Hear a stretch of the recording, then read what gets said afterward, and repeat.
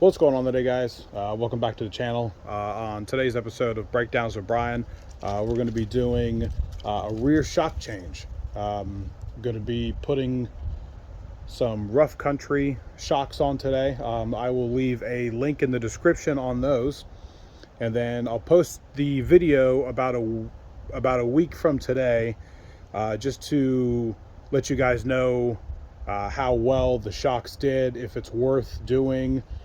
But today we're going to be doing the change. We're going to show you the tools that you need to use, little tricks and tips that you can just get the job done a little easier and a little faster. So what you're going to need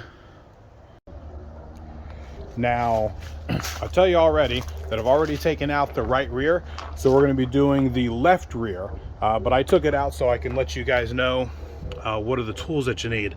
You need a 15mm wrench. You're going to need an 18mm wrench. You're going to need a 15mm socket and an 18mm socket. You also, if you don't have an impact, the impact is going to be the best, depending how old the truck is and where you are, is going to be how difficult it was. Now I will say this one here that I took off, as you can see, the nut here is pretty, it's not worn, but there's just a lot of gum and rust on it. So that was a little bit harder to bite as far as on the 18mm, so you kind of have to clean that a little bit.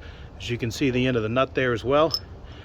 So you got a ratchet. In case you don't have one, that'd be just fine, but this is going to make it a lot easier to do. All right, now we're back on this side. We can go ahead and start taking it off. This side, the driver's side, is going to be in the rear. The passenger side is going to be over here. They're about the same. They're really not much more difficult than the other. Now, when I say that you're going to need the 18mm and the 15, and then the 18 and the 15 for the socket, that's because, and we can hop under here.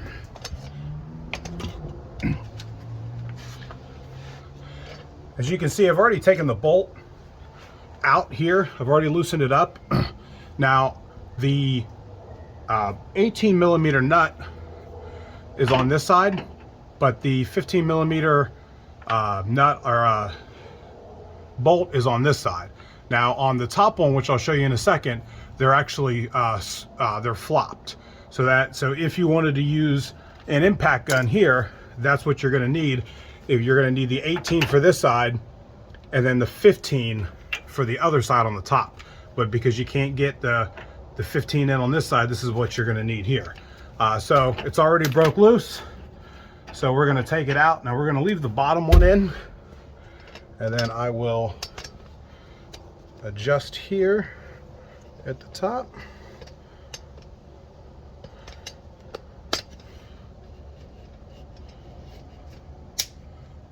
Now, as you can see, the top one that I've already got out.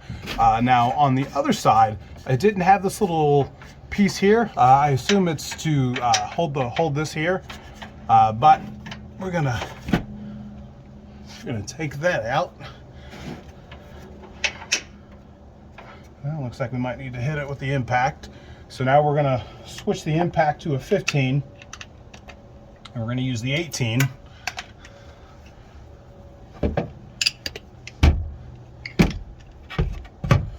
And with the top one, you can do it from the outside. It makes it just a little bit easier. There you go. As you can see, this piece here is actually welded on it, so that piece is going to stay on the top. So that's how you know there. Now, it didn't have it on the other side, so I'm not sure why they would put it on one side and not the other. So I'm going to pop this out. They're going to fall backwards.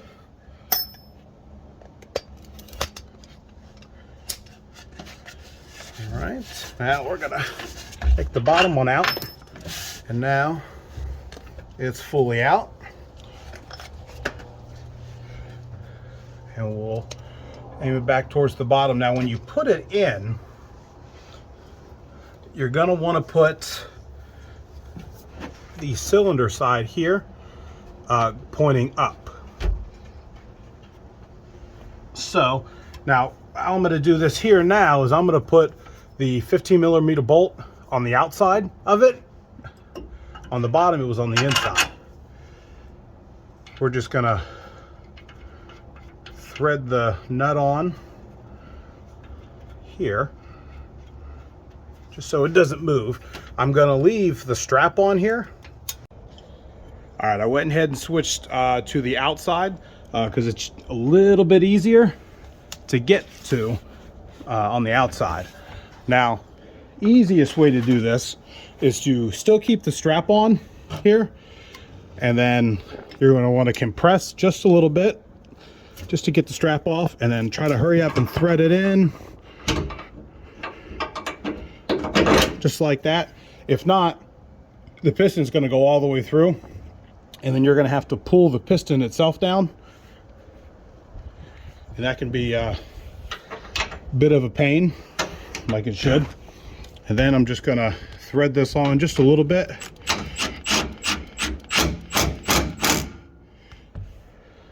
Now, since I got the 15 on the outside, I got the 18 inside.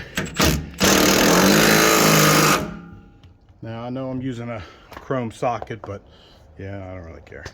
So now, let's travel back down.